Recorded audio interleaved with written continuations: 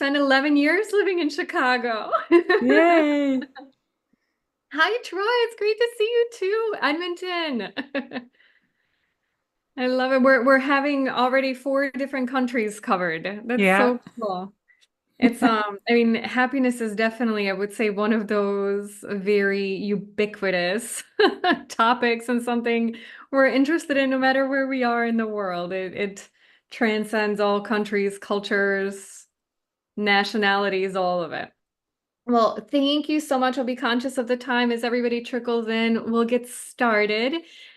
So, today we're going to be talking about creating a happy workplace and particularly leadership strategies and tying it to retention and growth because probably many of you are here because you know Aoife or you know me and you know just how huge of advocates we are for going through life happier. And not to be completely oblivious that life is always, I would say, rainbows and unicorns because it's not. It's not. There's so many difficult days. But I think for us, in the way that we think about the journey, especially when it comes to work, which it can also be very challenging oftentimes, it's there are different things, very practical things we can do, different mindsets that we can have, different ways that we can work with our teams, and for many of you who are in HR with your organizations, to really make a meaningful impact. And the reason why we talked about retention and growth is because it's not this fluffy concept. And recently, I actually made a LinkedIn post that talked about, like, remember some years ago, maybe it's been a decade or so, that a lot of us were very proud to bring the midnight oil and to talk about getting very little sleep. And all of a sudden, we realize how important sleep is for health and that it's not a nice to have, it's not a luxury, but it's something that really is a foundation that helps everything else be better. And happiness is that in many ways. And I think happiness maybe hasn't arrived yet as a concept as much as sleep has. But that's why Eva and I are here to arm all of you who are on this call with data and facts and research questions for how you can make the case for it in your organization as well. Dare I So say, Sonia, that I think sometimes people associate happiness at work with something that's quite fluffy and hard to pin down, that there's no data around it, that it's aspirational, that it's not necessarily very practical. But I think that's one of the reasons that we're here today. absolutely, absolutely, because both you and I are researchers and have spent a lot of our career really digging into the data. And while I think both of us in many ways are driven by our hearts, we're also very driven by data. So we'll talk about both a little bit today. So we'll be your hosts for the webinar. I'll quickly tell you about myself and about Question Pro, and then I'll turn it over to Aoife before we jump into all of the many data points and slides we have for today, which is a lot. So my name is Sonia Lucina. I am the president at Question Pro Workforce. I'm an organizational psychologist. So again, love all the research, everything inside the organizations from employee listening to leadership development, to training and development, motivation. I've studied all of those concepts and they're very near and dear to my heart. And throughout my career, I've practiced in different roles. And today I've really leaned into employee listening. And I think especially when it comes to happiness in the workplace, there's so much we can learn from people in our organization, from our teams. It's definitely not a one-way concept. It's something that we can influence, but it's a dialogue and it's understanding what are people's particular needs. And Eva will talk a lot more about her framework, but at Question Pro, one of the reasons that we're hosting this webinar and why we're talking about happiness is because one of our business pillars is employee listening or employee experience. We also have research as a huge business area, and that's why you'll see a lot of the data that I'll share today that's proprietary Question Pro research actually comes from market research that we've done through our sister business unit. And then we talk about it in customer experience too. And that will be a whole other topic. But of course, there's a huge relationship between how employees are feeling, how satisfied they are in their job, how engaged they are, and how the company is doing and how their customers are feeling. So we were founded in 2005. We're almost going to be celebrating a 20-year anniversary next year. We are just over 350 employees and we are a global organization. So that's just a little bit about Question Pro and the reason why, again, we're spending time talking about happiness and employee listening today. Aoife, can you please tell us a little bit more about yourself? Absolutely. So, if anyone is wondering how to pronounce my name, I always tell people read it backwards. Read it as if it's EFA. So, it's pronounced Aoife O'Brien. It's a very Irish name. I'm from Ireland, but currently based in Tenerife in the Canary Islands. I don't have a nice kind of lovely journey like Sonia described with 350 employees, but I set up Happier at Work back in 2019, and my own corporate journey brought me to where I am today. So I was always highly ambitious. I always loved working, and I had two separate experiences at work that brought me to where I am today. So one of those was a really toxic work environment, and it caused me to question everything. I really lost a lot of my motivation, a lot of my confidence in myself in all areas of my life. Fast forward another couple of years, and I took another role, and it was in this role that I was like, I'm not reaching my full potential. And those two similar but also quite different experiences put me on this path to really understand, well, from an organization's perspective, what can we do to really drive engagement and retention of the people that we have? How do we hold on to them? How do we make sure that they're really engaged in the work, that they're being fulfilled, and that they're reaching their potential? And then from an individual perspective, how do we make better choices when it comes to work, when it comes to how we show up, when it comes to the decisions that we make? So I set up Happier at Work in 2018 after a 20-year corporate career in market research, analysing data, all to do with anything you can buy in supermarkets. So we call it FMCG, fast moving consumer goods, but I know for anyone in the US, it's called CPG, consumer packaged goods. Such an interesting thing, and really ticked the boxes on a lot of my different strengths. But I went on to set up Happier at Work and the Happier at Work podcast, of which Sonia has been a guest probably about a year ago, is it, at this Yeah, stage, or a couple I of years? know. It's Um, flown the time. Talking about working smarter rather than working harder. So, really, really popular episode that she had. The podcast has been going for 5 years now, which is really hard to believe. We have over 200 episodes. So if you're interested in workplace culture or managing your career, definitely go and check out the podcast. I also have the brand Imposter to Empowered. So this is something I became known for in Ireland, and starting to kind of get a little bit more known more widely for speaking about imposter syndrome and steps to overcome imposter syndrome. For anyone who wants to connect with me, you can use the QR code there that will take you to my various different social channels, and there's links to the podcast and links to assessments and things like that as well. So that is a brief introduction to me and my Thank you, and I think, your journey is remarkable. And I think, one out of the many important things to highlight is just how personal it was to you. And I think that happens to a lot of us. We have these particular experiences that really impact us and dictate what we want, or guide what we want to spend our time on, and the mark that we want to make on the world. And I know, for me, I've gone through different career journeys. And for most part, I've always felt very fortunate, and I loved my roles, but not always, right? There were those difficult moments. And I think that's, like we were saying, it's human, but it guides you for wanting to find a better path. And it guides you to yeah. thinking about, how do I leave this that's not the chance? And then when I figure things out, like, I know one of both of our favorite things is that when we have ideas, when we figure things out, when we have research, we want to share with as many people as Yes, we want possible. to share it. Exactly. Yeah. And Well, this that's how is, you make a difference, because yeah. people can build off of what our learnings are. So instead of, I always ask others too, I'm like, listen, if you've done something that I haven't tried yet, if you have experimented, can you please tell me? Because I don't want to make your mistakes. I'd love to make new ones that others can learn Yeah. from. But if I can learn from your learnings and the things that have gone well and things that haven't, then I can lead the path on other things, and again, help others by sharing best practices and saying, like, oh no, I tried that. Maybe it'll work differently for you, but proceed with caution. Yes. Here's what the road ahead may look like. Yes. All right. So everyone that's on, grab your pencils, your notepads. We're about to jump into frameworks, a lot of data. This is recorded. We are going to share the slides. So you can take, like, I was kind of joking, kind of serious. You can definitely take some notes, but we will share everything with you. So you will have it as a follow-up.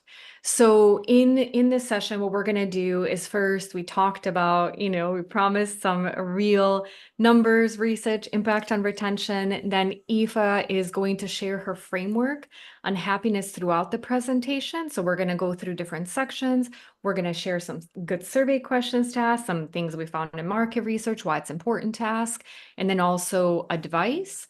And then finally, in each section, we're going to go through some practical strategies. Now, listen, we don't expect for those of you who are doing employee listening to necessarily ask every single question to your employees. We don't expect you to take every single piece of advice we share. People are different, organizations are different. This is more of a brainstorm for you to get ideas and then decide what works for your unique organization. But what we'd love is for you to leave a little bit inspired and energized, and then also with a toolkit of some things maybe you didn't think about before that you could do. So the first slide, again, from some external research, because we won't only share Question Pro and our personal one, is why does happiness matter? Why should we be talking about this? If many of you either have a direct line or a dotted line to the CEO and you want to start different initiatives, I can only imagine in some cases and saying, we want to work on this happiness initiative, and the CEO being like, what? How are we? Are we hitting our bottom line numbers? How is actually our business going? So a few external studies and pieces of research. So happy workers show a 13% increase in productivity. And I don't know about you, but I don't know a CEO yet who does not care about productivity or any of the budget holders who would like some more output from their teams. On the flip side, unhappiness at work costs globally 8.8 trillion or 9.9% of the global GDP. Now, that could be a little bit of an abstract number because it's so huge, but the purpose of that study is that it should be shocking and it should be big and it should be something that even if maybe the 13% translates more easily into our own organizations, this shows you the magnitude globally, or if we started to pay attention and make a change, not only how much of an impact it would have for our own organizations, but overall, that big trickle effect and impact. And then finally, of course, Gallup has a lot of great data around engagement and productivity. And so from one of their studies, they talk about retention and that happy and engaged employees at work are 2.5 times more likely to remain at their job than their disengaged employees. Now, one of the things to think about that's also important is that a disengaged employee is not a bad employee. It's not somebody who's a low performer. A lot of times those are the high performers. They maybe just along the way got really frustrated with the lack of tools, really frustrated with the lack of opportunity to grow. Like there's different inputs that we'll talk about, but that can happen to many individuals, especially after a certain hump in the organization, certain tenure. You have the honeymoon period, you're learning new things, you're making an impact. And then what happens if all of a sudden you start to feel that frustration? So these are just a few stats for you to kind of kick things off with and be able to use to get some additional buy-in again for why happiness would be important. So Aoife, tell us a little bit more about your personal framework that you Yeah, use in your work. absolutely. And before I get onto that, I would love to Yeah. add that I think I was one of those performers, someone who was performing well in the role, but not really engaged in the organization, not really believing in Yeah. what it was that they were doing. But because of that, and this is something I forgot to mention at the start, so I left my corporate role about 6.5 years ago, and I went on and I did some coaching qualifications and a master's in organizational behavior. And it was during the master's I started asking those hard questions. Here's what happened to me at work. What is going on? And one of my lecturers said, well, it could be this issue to do with fit and how you feel this sense of belonging at work. And so I became obsessed with this idea. And from the results of that, and I've added some bits in and I've modified to use my own language as well. I wanted to really understand, well, what are the core drivers of happiness at work? And what I found was there are three pillars. First is values, and values you might understand as being the culture of the organization, how we do things, how things get done, and really understanding whether the values that I have and as an individual are the same as the values of the organization, and are the values of the organization the same as the behaviors that I'm witnessing around me, or is there a mismatch anywhere along the line? And if there's a mismatch, it leads to mistrust, and it makes you kind of question, do I really belong here? Is the behavior of my colleagues the kind of behavior I would expect in a workplace? That can range from anywhere from being really complacent to being absolutely toxic. The second area then, and we will go into this second area in a lot more detail for the purposes of today. We didn't have time to go through absolutely every part of the framework, but the second part, and probably the least spoken about in the workplace, is this idea of needs at work. And you'll understand more when we go through the different parts of the framework in relation to needs, why balance is so important here as well. Now, if someone had asked me 6 years ago while I was still an employee, Aoife, what are your needs at work? I would be clueless. I would have absolutely no idea. It's not something that we openly talk about. It's probably not something we even think about.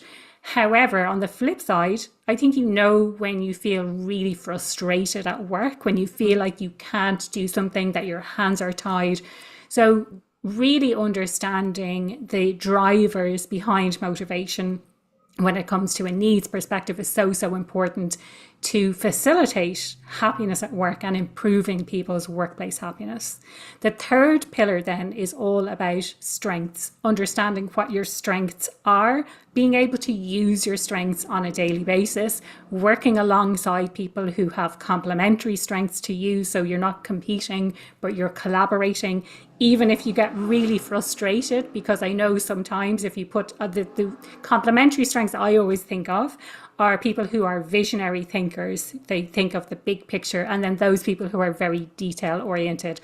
Sometimes you put those people working together and they frustrate each other so much because they can't really see eye to eye. The detail person is trying to pull the visionary in. The visionary is trying to explain the big picture to the detail person who's not really getting it. So trying to do that and facilitate that in a way that is collaborative is so, so important as well. So understanding what those strengths are and having people utilize their strengths at work. And I know from my own research that there are so many people who feel underutilized, that they're not fulfilling their potential. They have so much more to give. And I know personally that I can relate to this at work as well, not having the opportunity to use my maximum strengths. So these are the three pillars, but all of that has to be underpinned by psychological safety. And I'm sure if you're joining this, that you know what psychological safety is, that you've heard the term before, but really it's being able to speak up without fear of ridicule or judgment, that you can say what's on your mind, that you can challenge the status quo, that you can go against the grain, that you think it's okay to speak up in a meeting, even if there's a very, very important person in the room, that it's okay to share what's going on for you. It's okay to share your ideas. And then overpinned by leadership, because what would these pillars be without the leaders in place who can execute on the strategy of this? So having really good leadership, understanding what that means for you as an organization, what are the qualities that are required, and maybe it's different from your organization to another. There are definitely some attributes that are universal, but maybe in your organization there are some very specific things that you need to be good at in order to excel as a leader there. So this is the overall framework that I use when I'm working with my clients. As I mentioned, we'll be focusing very much on the needs area for the purposes of this due to the limited time that we have today. So we're going deep dive into needs and balance. Yeah, and if you are interested in any of the other areas, please reach out to Aoife, reach out to myself. Like I'm thinking, Aoife, of all the things that you've shared with me in preparation for the webinar that we weren't able to include. And I know even from the Question Pro end, we've run a couple of webinars before in psychological safety. We have a couple of podcast episodes. So We definitely have a lot of material that relates to the different areas between Aoife and myself. Just again, time management for 1 hour. You can only Yes, get in so I'd much. rather I'd rather go deep on one rather than just do like a skim over all of them. Absolutely. So with that, let's talk a little bit about need satisfaction. Yeah, so it's definitely worth sharing that this comes from a model of motivation called self determination theory. And these three needs have been found to be universal, which means that everyone has these needs, and there are basic psychological needs at work. So, autonomy is a sense of choice and control over what you do and how you do it. Relatedness, then, is feeling a sense of belonging with those that you work with. But it's also, in addition to that, understanding the relationship between what you do on a day to day basis and the overall performance or the success of the organization. So, finding that impact, understanding why does my job matter and why does it matter that I do my job, understanding the link between you and the bigger picture. And then competence is the third aspect, and that's really feeling capable of doing your job. We will go into those each of those in a little bit more detail now, but just to give you an overview of those three psychological needs, those are our three basic needs. I'm always curious as to why those and not other needs, and we'll talk about unique needs a little bit further down the line. But these are needs that everyone has, but we also have unique needs. The other thing to bear in mind with these needs is that you might have them to different degrees. And maybe you've heard of Maslow's hierarchy of needs. When I was doing my master's, I was told never reference Maslow's hierarchy of needs. I have since read a really amazing book which is all about how it never was intended to be a hierarchy. Our needs are not a hierarchy. It's not a case of satisfying one in order to have another one be satisfied. So they're not dependent on each other. They're independent of each other. They're not in any sort of hierarchy. One may be more important to someone else. And you can be really sure that the need that is not being met or the need that is not being satisfied currently is the one that is top of mind for your employees right now. So the ones when our needs are met, we probably don't even notice, we don't appreciate it. But when they're not being met, we feel really frustrated. And, I can even feel it now. It's a physical sense in your body when one of your needs is not being met at work. So we can dive into a little bit more detail on each of those needs. Yeah. So first need, autonomy. If you think about autonomy, like one thing that really springs to my mind, cast your mind back to March 2020. Overnight, everyone had all of a sudden a whole load of autonomy. And I think the general perception is that the more autonomy, the better. But actually, what I found from my research is it's not just about satisfying the need for autonomy, it's about finding that sense of balance. So if you have too little autonomy, and I know there'll be a lot of people on this call who are familiar with this, because anytime I do research and I ask about micromanagement, most people put their hands up and say yes, or click on the link and say, yes, I have been micromanaged. So too little autonomy, very relatable. You're being micromanaged. You're being told what to do. You're being told how to do it. You're being told when to do it. This can also be influenced by back to work mandates. So for 2 years, for 4 years, we had this freedom, we had this autonomy to manage our own workloads. But all of a sudden, we are being told now you have to be in the office 5 days a week, or now you have to be in the office 4 days a week. Don't get me started on the people who moved interstate or who moved abroad during the pandemic, only to be called back to the office. So that is at one end where you don't feel a sense of choice and you don't feel a sense of control over what it is that you're doing or how you're doing it. On the other end, you could feel, and maybe you don't even realize this, you feel a lack of direction. You feel like you haven't received enough guidance. You're floundering, you're flailing about trying to work out which direction am I supposed to be going? What is the expectation of me in this role?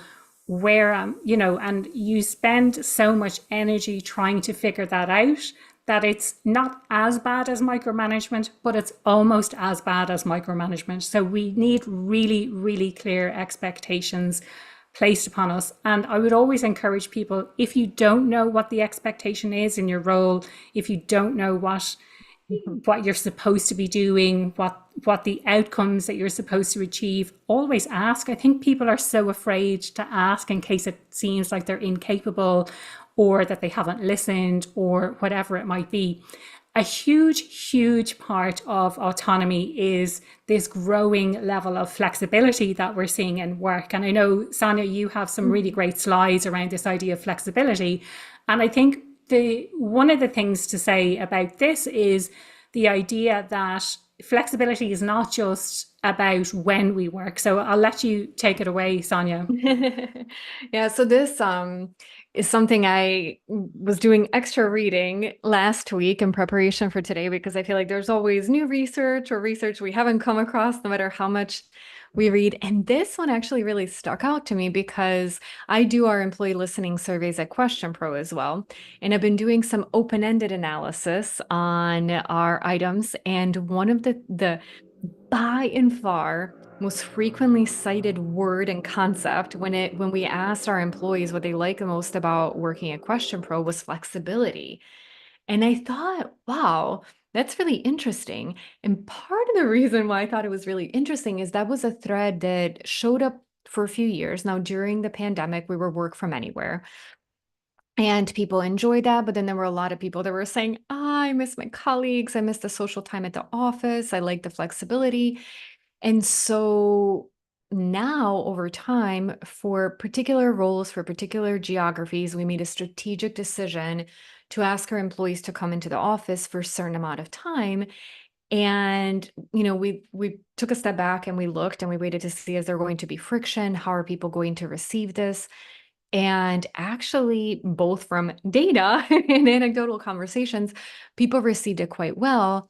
But what was interesting, and part of what we're talking about here, is that we need to understand what flexibility is to people. It's something that's really important. But especially like Eva was, saying, there's a lot of organizations with mandates of coming back to office, people looking and saying, is it going to backfire? To me, I think it's, one of the concepts that Eva mentioned at the beginning too is values and organizational values. And so for you as an organization, what do you stand for? And for us, for example, at Question Pro, we wanted to provide people flexibility, but we felt that in certain roles for their own career development, from their learning, for their productivity, being siloed at home was not the best for them, was not the best for their actually personal well-being and for their career. And that's what now, we took a calculated bet. You sometimes you never know how it's going to pan out. But it was really heartwarming for me to see in the survey earlier in the year for us internally, the flexibility still showed up as one of the things that people really appreciated the most. So flexibility does drive greater productivity and work-life balance. There are articles. You have one particular study here that talks about it. And then I think a lot of us, know of Adam Grant. And he was also an advocate to really talk about how important it is how we define flexibility and what that actually means. And so I would encourage you to do that inside your organizations, whether you have had, return to office mandates or whether you haven't. Maybe people are still work from anywhere or work from home, whatever your situation is, just have that thought and conversation, both if you're in HR strategically, what does it mean for your organization? Or if you're a manager, an individual contributor, what does that personally mean to you? Now, I'll share a few research findings that we found through Question Pro. So again, we surveyed 10,000, a little bit over 10,000 workers in the US last fall. And Aoife was earlier talking about objectives, right? And so I was really particularly curious, like how many people are going to know what their objectives are? Are people really clear? And 46%, when we asked them, I'm clear about my goals and objectives, strongly agreed. Okay, almost half strongly agree. Still an opportunity, presumably that really could be 100 because it's kind of black and white, when it comes to goal setting, but still compared to some of our other findings, people tend to know what their goals are. But what was really interesting is then when we started to dig in deeper, just over a third said that they have the necessary tools and resources to complete that work. So maybe you need to see, is the pain point in maybe the lack of clarity of what that objective is, or does it start to go one step below where it's saying, well, I know what I need to achieve, but I don't feel like I have the right resources to do that. And then finally, just again, sprinkling over our findings because we asked about 120 questions in the study, is that just slightly higher, but still only 39% of the workers said they're given flexibility in how they do their job. And now we intentionally worded the question and how because it wasn't necessarily when or necessarily where. It's the flexibility that you as an individual need. So maybe I'm okay to come in an office every day, but I need to come a little bit later because I need to take my son to school and maybe pick him up after.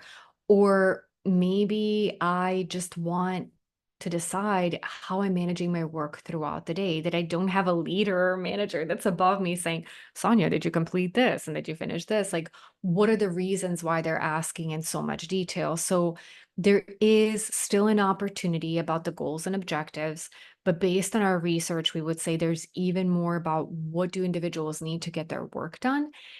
And then are they getting the flexibility? What is that flexibility? And are we actually allowing it for them in how they do their work? There's a couple of things I'd love to add on Yeah, there, if I may, Sonia. absolutely. And We'll this jump is back. the idea. It's the idea that we do our best work at home. And I think when we suddenly got this opportunity to be able to work from home, we assumed that we did our best work at home. But I think building on your earlier point of some people actually do their best work not when they're on their own, but we have this assumption, or maybe we want to stay at home because we want to avoid a long commute or whatever that might be. And then there's this other idea that when you're in the office, you're doing work, and when you're not in the office, you're not working. And this perception that certainly when I was working in corporate, that's the impression that we had. If someone had to leave early because they had to do a school pickup, and even if they went on later, there was still this perception that they weren't working in the evening because they were at home. They were the only two things. Because I know that it's a challenge for people to get their head around how we are actually showing up, how we're doing work, and work is very different now than it was pre-COVID. Yeah. And I think that there's a lot of opportunity for open discussion inside of organizations because there is, I think, a perception of what our personal circumstances are. And I remember when I was younger and people would leave, sometimes I would think like, oh, it must be nice to be able to, leave a little bit earlier. Yeah, And lucky then you. I know, and then like managing, now I work from home, I manage kids and schedules. And I think some of that is that transparency, communication, people sharing different stories, because a lot of times, even, and I would always say, like, I have the best intentions, but I'm only human.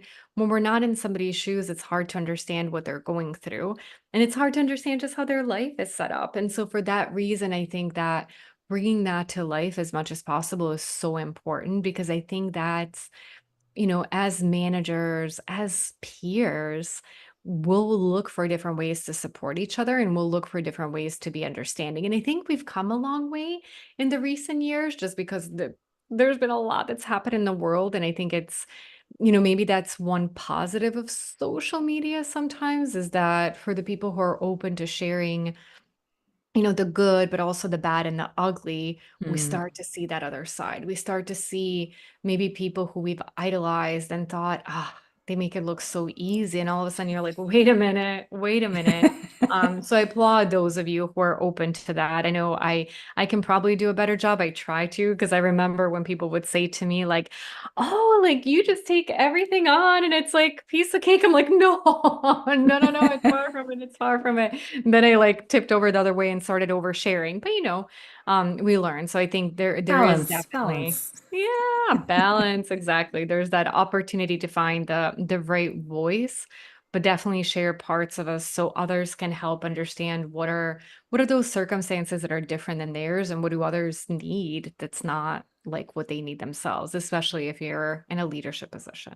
This is it. And when it comes to autonomy, then I've sort of summarized it as direction and control. So it's about providing direction, but then letting people get on with it themselves. And it's really about getting that balance right. So not too much autonomy, but not too little. But also the knowledge that not everyone is going to be the same. So each individual will vary. It will vary based on their own personal preferences for how much information they need before they can crack on and do their job, how long they've been with the organization and what level they're at in their career. So you would expect that someone at a more senior level coming into an organization would expect to have a lot more autonomy. But once those guidelines, once that direction is really, really clear, don't be afraid to ask for direction or clarification, because oftentimes priorities change, where a lot of organizations are fast moving, and so what was set out at the start of the year may have changed.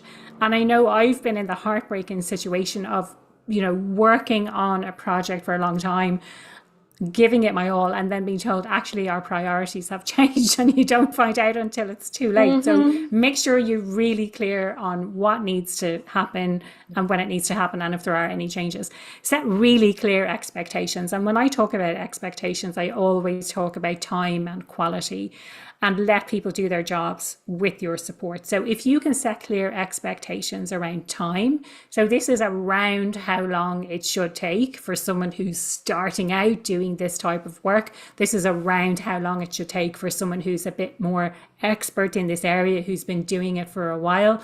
And this is the level of quality that is expected. So this is one of our clients, and therefore it needs to be 99% there. Or this is an internal presentation, so you can get it 80%, and I think we should be okay with that. If you ever have questions around quality, I think people can, one of the great things is that there are so many people, myself included. I can just take something to the next level. I'll add in animations, I'll add in pictures, I'll add in all of these things that are unnecessary, but I could spend hours doing that. So if you have a tendency to do that, or if you have someone on your team who has a tendency to do that, why not ask them to check in when they think it's around 80% there or 50% there? And then you can help them by saying, hey, you know what, I think that's finished, or hey, maybe tweak this and tweak this, and then we're good to go. And you'll save so much time by doing that. Yeah, and that's that reminded me of our podcast episode, Work Smarter, Not Harder. Yes. I'm a huge fan of hard work. However, I remember when I first started my career many moons ago, is I worked so much. I mean, I was one of those people because I loved my job, and I felt so lucky to have the role that I had at the time. I just thought, wow, this is incredible. And so I want to make an impact. I want to prove myself. And it was just nonstop.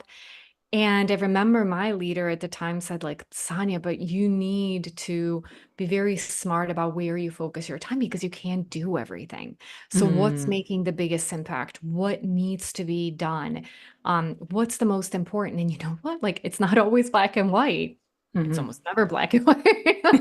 I feel like I make decisions every day in my role, and I do the best job that I can with the information I have. But it's if, fingers crossed that the world around us doesn't change, which inevitably it always does.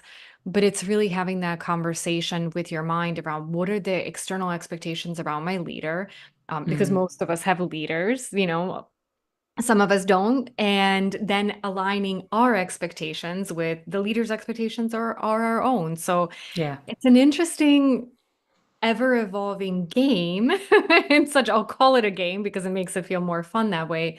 But maybe an exercise of where and how do we spend our time, and then how do we leverage that autonomy, regardless of if we're our own boss and run our own business, or somebody else is holding us accountable. So Aoife, let's talk about relatedness. So relatedness, as I mentioned, is this idea that you feel like you get along with your colleagues. And I know certainly I've been in situations where I loved my colleagues. We got on really well. The job was really interesting, but it was the leadership that really brought the overall company down. And I've been in situations where I felt this is not the right place for me. They just don't get me. They just don't understand where I'm from. I have to check myself at the door. I can't show up as my true self being I like to have fun. I like to make movie references and Simpsons quotes and all those kinds of things. And if people appreciate that, then it's brilliant. And I feel like I get along.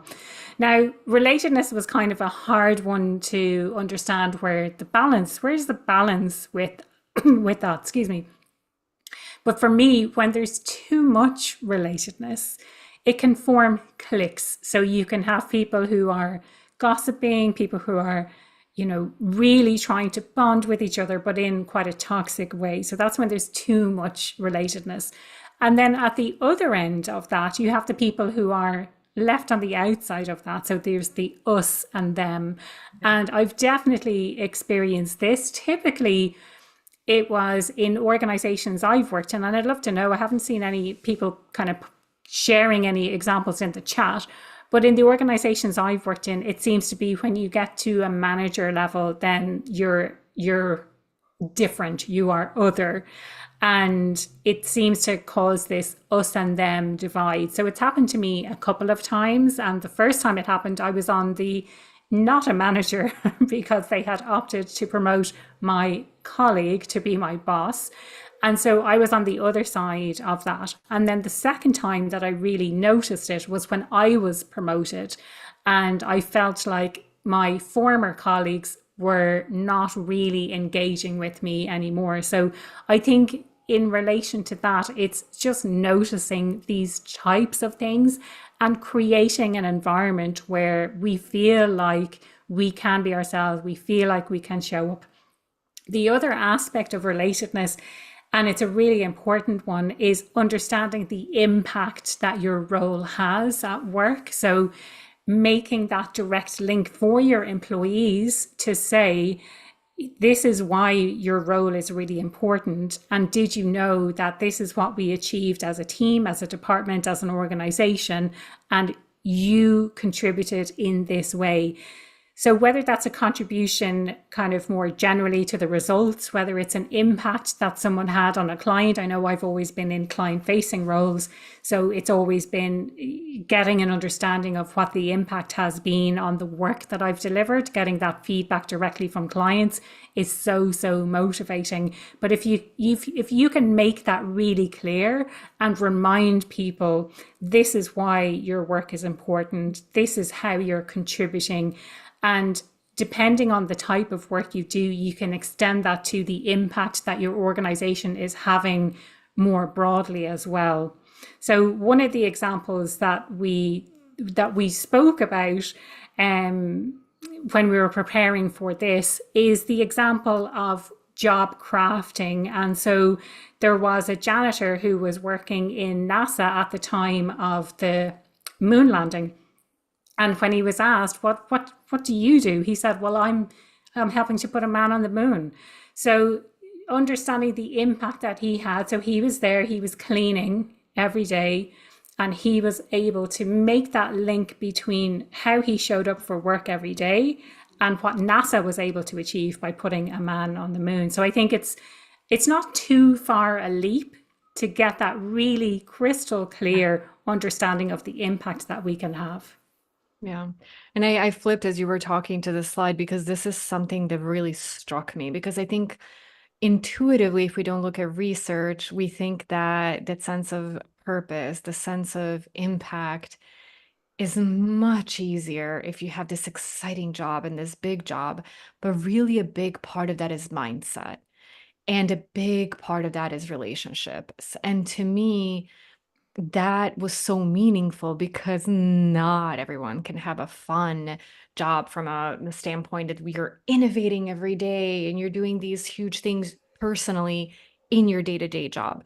But like Aoife was saying, your organization might. So when you look at those relationships, when you look at those around you, when you look at the purpose of your organization, the incredible role that you play in it, all of a sudden you can find more happiness that way. It doesn't have to be in your interactions and your activities every day. And to me, as somebody, I'm from former Yugoslavia, from Serbia. I've lived in the US for 20 some years. I lived in London for a couple. I've been in Argentina now for over 9. And moving around so much has really, I think, accelerated the importance I put on relationships because they didn't always come easy. It was something that I had to proactively build. And I realized that a lot of times acclimating in different organizations, if it was a different company culture, a different country culture, a different language, I mean, think about layering all those things. But you don't have to go through such big life shifts to realize. And I was thinking as if I was talking earlier, like I've been a part of the in crowd and I've been part of the out crowd, and growing up and in work, and you can feel that. You can feel the difference. It's definitely impacts you if you have that sense of belonging or if you don't. And so to be able to consciously work on it or understand where you are, I think is, so incredibly critical. So thank you, Aoife, for sharing that example. Um, I flipped back to one slide prior just to highlight a couple of more things because I think the first one, the first highlight from Harvard Business Review is so important, and maybe a reason why a lot of you here are here today is that building a workplace community is a lot of times an afterthought, right? We need to get our work done. We need to get that. And then let's do something fun. And then let's do team building. And then let's pay attention to relationships. But in many ways, we're overlooking that foundation that, as we saw in the data before, can really help that productivity. So I think it can be an afterthought because it's certainly a leading part of that foundation, a leading part of the indicator. And the second, again, if we need some more stats, is that for people that feel that sense of belonging, a lot of them will say will stay longer with an organization. So a lot of times, the traditional question is, I'm likely to still be working for company X in 2 years, yes or no? And then you start to feel that sense of how long people are going to stick around.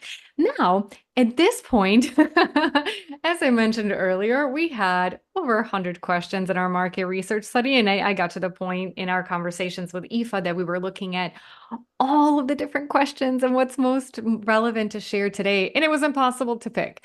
So we decided to give you a bunch of examples. I know we actually have a lot of Question Pro clients on the call, which makes me so excited. So hopefully you are familiar with this framework. If you're not, let me know. We'll make sure to share it with you and all the benchmark data. And if you're not a client, feel free to leverage these in your research and in your dialogues with your employees. So there are a lot of different ways to get to understanding, relatedness, belonging, and purpose. And what really struck me, and this was like very high level data, it is not, we didn't segment this in this case by industry or age or tenure. We have all of that information, and trust me, we wanted to, but it would have been way too much for today. Is that we're at about a third of where we need to be, which on the one hand is a huge bummer globally. On the other hand, it's a huge opportunity because I know when I look at life, when I look at work, when I look at family, when I look at relationships, all of that, to me, sometimes it gets more frustrating when I feel like I don't have ideas for what I can do, or when I feel like I've arrived at something, or I've given it my all, or I feel like I'm getting all the sleep that I need, I'm drinking all the water. Why is my health not better? So I guess one of the optimistic ways to look at this data is that we still have an opportunity as a society to improve where we are, where we stand. So, one, and just the general belonging question, my organization making me feel like belong. I find my job meaningful and fulfilling. I think that's a really big one. And I won't read all of them to you. I'll leave that to you and to take it away. But I think, looking at items like I'm satisfied with the relationships I have with others at work is really important because, again, from everything that we've seen in the research before and based on Aoife's model, that is critical. It's critical to how we get things done. It's critical to our happiness. And then being able to peel back for those individuals who are saying, I don't really feel like I have those relationships. Is it because of lack of interaction? Is it because of a tough manager? Is it because of being siloed? Maybe those are the individuals who are working from home and that's not a good setup for them. So each one of these questions, I think, has a lot of additional action items that can be taken from it. And then, of course, we included a good friend at work, maybe not the best friend at work, but somebody that you feel like you can relate to. And in our full measure, we have more items around having conversations, having similar interests. And again, we include those because it helps you peel back the onion a little bit more to understand if some items are scoring lower the why behind it. But at a very basic, at least high level, these are some of the things that you can ask inside your organization to start to pinpoint where could be your unique opportunities to improve and where are some of your unique strengths that you can really lean into to make sure people are feeling that relatedness, belonging, and sense of purpose. If anything you'd add here before we go to the I next slide? Interestingly, no, I listened to a podcast a number of years ago with Adam Grant. I'm also a huge fan of Adam Grant. I love his work. I think he makes organizational psychology so accessible. And one of the things that he talked about was this idea of purpose and big P, little p purpose.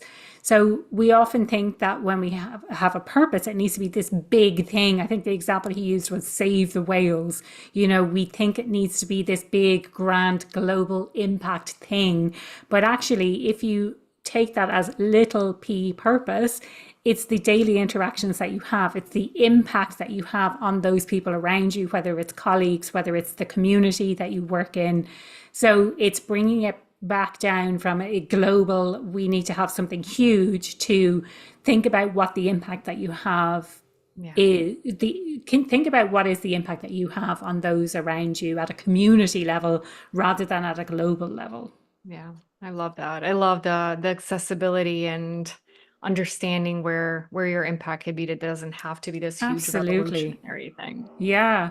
So when it comes to relatedness, then it's really about connection and contribution. How are you connecting with others in the organization? How do you understand that contribution? So whether you ask this of yourself or whether you encourage your team to ask themselves, it's really about, do I feel like I belong at my organization?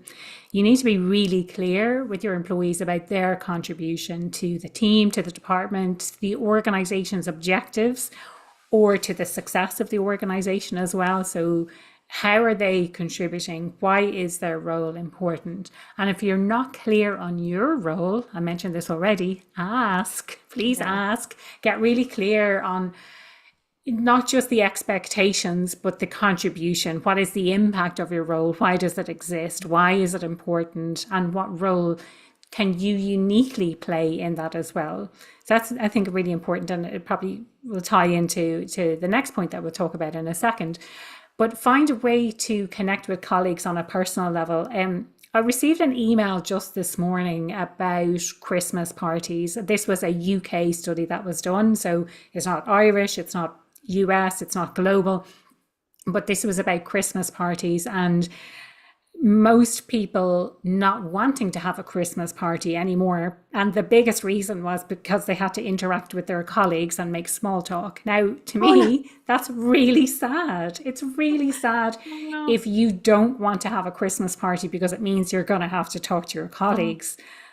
You know, like, so I think for me, it's important to connect with colleagues on a personal level, to understand what's going on for them outside of work, not just the Netflix shows that you're working on, but, you know, what do they do in their spare time and what's their family setup? What's their situation? All of these things are really important, I think, for building relationships at work. And I get that some people are a bit more private. Some people want to keep work and life very separate. You don't have to spill the beans on everything, but I think it's a really nice way to be able to connect with people by getting to know them on a little bit more of a personal level. And then again, in the chat, if you want to let us know, what are you thinking? How do you feel about your colleagues? So the last of the needs areas is this idea of competence. And competence is feeling capable of doing your role. And again, it's about finding that balance. So I always like to think of it as a balance of challenge and support. So if you have too little competence in your role, you could be feeling like you're in over your head, like you don't know what you're doing, like you're going to be found out, that you're a total fraud. What are you doing here? That you don't feel that level of capability. And this can be a huge sign of imposter syndrome as well, something that I talk about all the time. So imposter syndrome is this sense that it's beyond just self-doubt. It's doubting your abilities to the extent that you're afraid that someone else is going to find you out, that you're going to be exposed as a fraud, that they're going to, the talent police are going to come knocking and say, we made a huge mistake. That promotion was supposed to go to someone else. That money was supposed to go to someone else. It's also this sense that you just got lucky. I was in the right place at the right time. They had no other option. And I've told myself these things over the years. I've experienced imposter syndrome multiple times before I even knew it had a name. And for me, I think it's something that shows up again and again, unless you take measures to address it, unless you can recognize the behaviors. And oftentimes they can be unconscious behaviors. So I forgot to reply to an email, or I forgot to take a specific action I needed to take in order to achieve something I wanted to achieve, or you missed a deadline, or, things like this that can show up. On the other side of that, and I've also been in this situation, that you feel like I could do this job with my eyes closed. I don't feel challenged in any way. I don't feel like my skills are being utilized. And so it's about finding that challenge so that someone doesn't feel like they're totally incapable, but equally that they don't feel like they're completely bored in the role and that they have so much more to give. I did a LinkedIn poll. It's not exactly scientific, but I did a LinkedIn poll a number of years ago, and I asked people, do you feel like you're reaching your full potential at work? And it was something like 85% of people said no. And that surprised even me. And I work in this area. I was so surprised that so many people feel personally that they could contribute a lot more to the work that they're doing. And I think going back to, that there's two themes that are emerging from our conversation today. And one of those is about this idea of balance, but the other one is about listening. It's about actually listening on an individual basis to what people are saying. And so having those conversations and understanding how can people contribute more? How do they think they can give more? How do they think they can bring more to the role and not be stifled by the role that they're in, or the policies or the processes that you have in place, or not stamping on someone else's toes who's interested in doing that or whose role it is? There's all of these things that could block us, but how do we take those blocks away, and how do we tap into the potential that already exists in our organizations? So Sonia, I know you have some interesting stats to share around this as well. I do, and we'll go quickly because we're almost out of time. So again, from the Question Pro study, and I realized I forgot to cite it on the bottom of slides, so I'll have to add that. There's a big one around being satisfied with where people are in their career. And this is an item that very often scores low on surveys. And so a lot of times you start to dig into learning and development and career progressions and how clear that is. But I would definitely, because you can see 31% satisfied with career and 29% satisfied with developing their skills, working with others, and then just a little bit more around manager offering helpful feedback. So there are definitely very specific areas. The career is a little bit bigger. The development and skill set and manager feedback are more actionable, but going in and understanding what are the different ways people's competence is built and where are the biggest opportunities in your organization will be really important. Again, there's some general trends that we're seeing, but then we also see organizations that do invest in integration between different teams, more learning and development programs where they tend to score a lot higher in those. Yeah.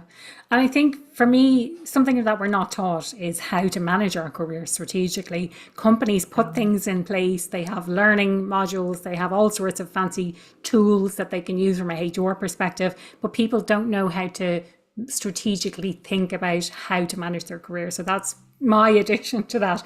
Yeah. So from a competence perspective, it's about capability and feedback. And feedback is so important. Are you providing feedback on an ongoing basis? And is that feedback helpful? So positive feedback always goes down really well, but are you giving positive feedback? And then constructive feedback, maybe ask permission, but make sure that people can actually use that as well.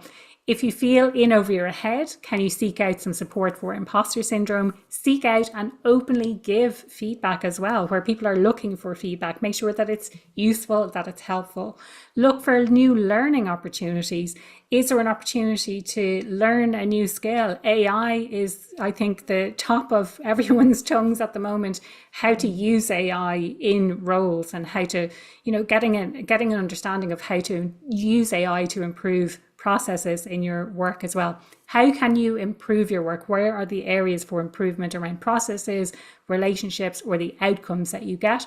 Record your accomplishments and celebrate your wins. That this is your big thing to do, because it's something I think a lot of us struggle with, is taking a record of what we've actually achieved and then taking time to pat ourselves on the back or to tell someone about it or to celebrate our wins in some small way. Yeah. I love that one. That's definitely a huge opportunity for me. So we can quickly go through these and start wrapping up, because believe it or not, Yeah, our hour has already gone by. I We have a know it's few more flown. It's slides. absolutely flown by. But yeah, just like I'll call out one here, which is recognition. And for me, I'm really surprised that it's not part of our basic needs. But maybe that's because I'm the kind of person, I like to be recognized. I like to be publicly recognized, but not everyone is like that. So really, it's about understanding on an individual basis what unique needs that the individuals in your team have. And again, do people know what their needs are? Maybe not, but talk to them about where they're frustrated or where they need extra support or what they'd like to see more of. And I'm sure they will be able to articulate what's going on for them. So a list of some other needs, not an exhaustive list, but they are some things to think about that people might be frustrated about, or like they might need more of, or it's something that really brings a greater sense of happiness at work to them. Yeah, love it. And just to wrap up with some general action. So a lot of times when it comes to topics like these, we'll get asked, but is it like, am I responsible for it as an individual for myself? If I'm a manager, is this another thing that I should be responsible for my team? Or is this something an organization should take care of? And really it's all like, it's not and usually that's the answer for most of these questions when we're asked like who's directly responsible. So I would say from an organization standpoint, we started talking about culture, values, like what is your promise? How are you bringing things to life? And how are you aligning what your actual values are to what the behavior in the organization is every day? And then, of course, had to do a plug-in for employee listening surveys, because to me, I still believe it's not a substitute for individual conversations. I think we learn through so much through those, but it's a really incredible way to do a diagnostic of where your organization is really strong and where you're bringing that brand promise to life and really living up to the values. And maybe where are some of your organizational blind spots? So where are the areas that maybe you personally or a group, the leadership group feels like we're doing really well here. And then all of a sudden you hear from your employees that you're not excelling as much as you thought you were. Eva, what do you think on the manager end? Yeah, I think it's just facilitating that conversation based on the framework that we had. Why not open a conversation about employees' needs on that individual basis? I'm a huge advocate for listening as well. So whether you're doing that at a grander scale, the kind of company wide, or whether you're doing that one to one as a manager. And I think oftentimes we have the excuse that we just don't have time to have these conversations. But actually, if you make time, it will save you time in the long run, because it'll ensure that employees are happier, that they're more productive, that they're more engaged, and that they stay in your organization. And just a reminder that each individual will have unique needs. So we talked about the universal needs. They will have different levels of needs for each of those. It's about getting that balance right, but then they will have additional unique needs that are unique to them as well. Do you want to wrap us up with individual? Absolutely. So individually, then I think reflect what has sprung up for you during this conversation. Is there something that you feel that maybe you can address? Where are your needs not being met? What conversation do you need to have? How can you close that gap between what you're experiencing now? And do you have the language to understand why you're not feeling happiest at work right now and how you can improve that happiness. I think really self reflection and then having that conversation with someone who can impact on that, who can, whether that is asking, well, what exactly are those expectations? And, you know, can you set out really clear direction for me? Or, you know, it's really hard to speak to a micromanager, I know, but trying to address an issue of I maybe addressing their needs up front. I know that you need everything, and being on the front foot with sending them through progress reports and whatever you need to keep them off your back. But being able to have that conversation about being micromanaged, I think is something that is also an option as well, even though it's hard to hear. Absolutely. Well, thank you so much. We don't have time for Q&A. If anyone has any burning questions and you can stay a couple minutes, Aoife and I can stick around. You can drop them in the Absolutely. chat. Yeah. I'd Um, love to know what resonated with people. Is there something that they're kind of like, aha, I'm going to do something differently. Oh, I didn't know about that before. Or this is yeah. maybe share what's one thing that you're going to do in the next 24 hours. Yeah. And while you think about that, because I think some people probably had to drop where I'm seeing some drops and some drops on the hour for other Yeah. meetings. Just wanted to share our contact information again, because I know a lot of these, hopefully some things are, you know, things like Aoife was saying, you can do pretty quickly or you can think about differently, whether it's, you know, starting to jot down your accomplishments and gratitude or speaking up or, you know, thinking about if you're in charge of employee listening, adding some different questions to the survey to maybe some bigger changes that are going to take a little bit longer. But as you think through all of that, please feel free to reach out to us. Feel free to reach out with any questions, anything you might want to talk through, any of your accomplishments. If you want to, you know, say like, hey, I paid attention to this, or we made this big change and I'm just so thrilled and I'd love to tell you about it. So maybe it becomes, you know, we can tell your story in our continued conversation and others can celebrate your accomplishments and make sure to learn from you too. It would be our pleasure. So Aoife, thank you so much. I'm always internally grateful for your friendship, for your wisdom.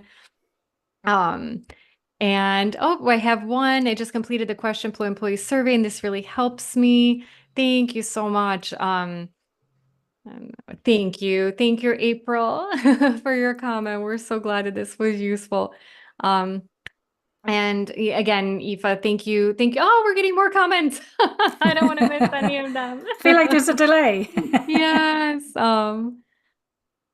Thank you. Thank you, Jason. So Jason said, great discussion. Appreciate the 3 action items will help him filter depending on who who he's sharing the content with. So thank you. Again, if you have any more comments, keep them coming.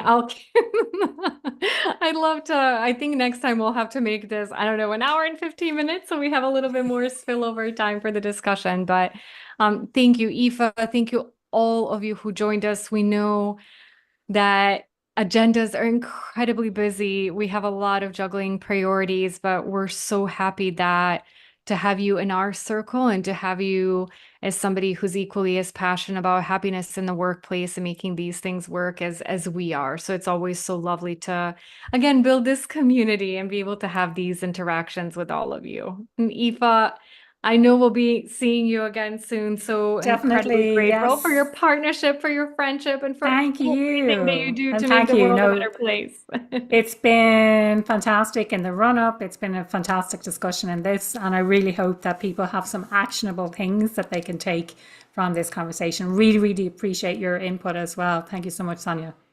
Thank you. Thank you so much, everybody. We'll see you soon. Thank you for joining us.